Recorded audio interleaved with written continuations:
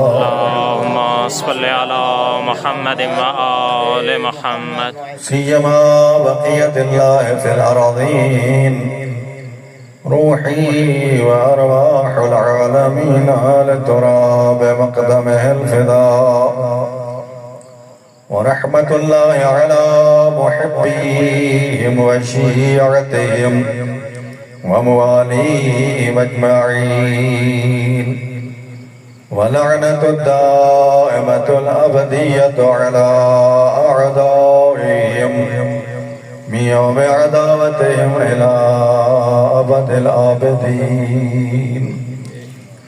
أما بعد فقد قال المعصوم عليه الصلاة والسلام: السلام على ثار الله وابن ثاره والوتر الموتور. صلوات